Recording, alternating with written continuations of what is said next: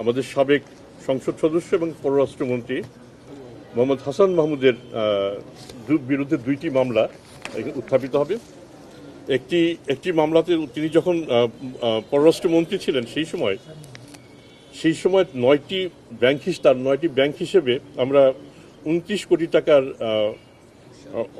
অস্বাভাবিক লেনদেন আমাদের চোখে পড়েছে এবং এটা আমাদের দুর্নীতি দমন কমিশনের সাথে সম্পৃক্ত 3টি আইন, দুর্নীতি দমন কমিশন 2000-এর 27-এর 1, মানি লন্ডারিং প্রতিরোধ আইন 2012-র 4, 2, 3 এবং দুর্নীতি দমন প্রতিরোধ 1947-এর 2 ধারায় অপরাধ আমরা এই মামলাটি দায়ের করতে যাচ্ছি।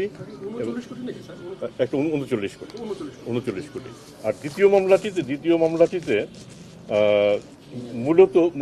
মূলত তার স্ত্রী নুরান ফাতেমা এবং সেই সাথে তিনিও অভিযুক্ত। এখানে দেখা যাচ্ছে 56টি অ্যাকাউন্টে 683 কোটি টাকার অস্বাভাবিক লেনদেন পরিলক্ষিত হয়েছে এবং তিনি যখন পররাষ্ট্রমন্ত্রী ছিলেন সেই সময় ঘটনাটি ঘটেছে।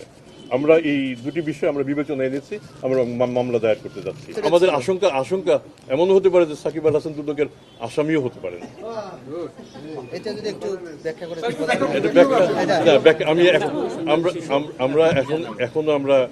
আমরা এটা আমাদের অনুসন্ধান পর্যায়ে আছে, অনুসন্ধানের পরে বোঝা যাবে আর